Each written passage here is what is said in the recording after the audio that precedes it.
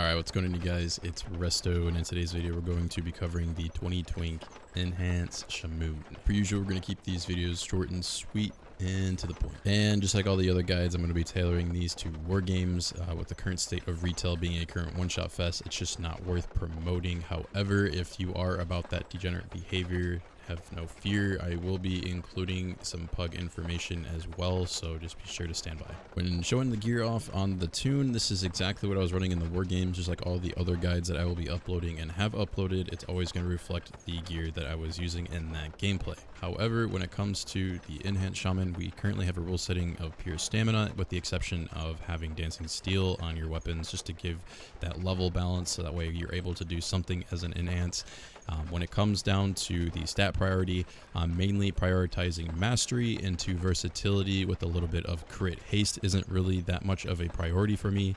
I'm mainly looking for the bigger hits, of amplifying my frost and fire damage from the mastery, and then having the crit and versatility, obviously amplifying damage with a little bit higher, but also survivability. When going into the pug set, this is honestly what I would run, is the same as my restoration Shaman, just swapping out the neck for the versatility neck and some mastery rings, and then using the shamble hide chest guard from Underbog, while also utilizing the two-piece set of the Desolation. Speaking of gems, when it comes to the war games, you're looking at the solid Empyrean Sapphire if you are going to use any gems, and then when it comes to the pug set, you're going to use Deadly Ornate Topaz or Topaz, and then you're also going to go for Adept Lava Coral. When it comes to those two gems, you want to go ahead and try to get as close or a little bit over 40% mastery with the corals, and then dump the rest of them into the Deadly Ornates. That's personally what I would do, utilizing the Shadowland gems as well for the enhance.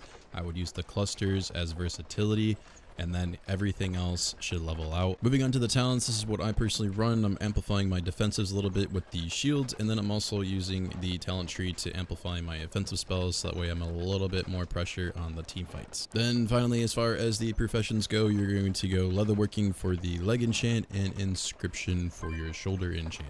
Enhanced Shaman is honestly one of the many classes that are pretty face roll at level 20 due to the lack on their toolkit. You really don't have many spells to press. The big thing that you want to focus on when it comes to playing the Enhanced Shaman is just making sure your Flame Shock is up on your current target, and then spreading it with your lava spells. If you do decide to copy what I have on the talent tree, the one thing that I spec into is Elemental Blast. This is really nice to have because it amplifies your offensive spells by a little bit. That little edge does give you a little leverage.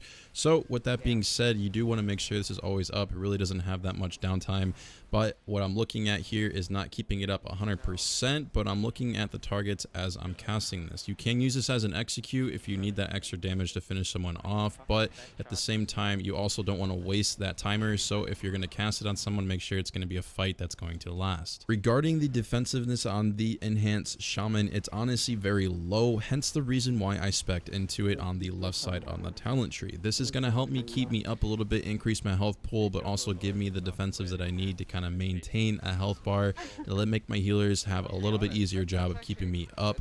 So if this is something that you need to spec into, I definitely recommend copying what I have. It will help you in the long run. Other than that, that really is all there is to explain to the Enhanced Shaman, so I'm going to go ahead and wrap up the video here. I do hope that you guys learned something new and are able to put this information into your next war games or your next BG. With that being said, if you guys enjoyed this video, give it a like. If you really like to give it a favorite, commenting is free as well as subscribing. It's been Resto, guys. See you guys next time. Sorry, just need to assert my dominance real quick.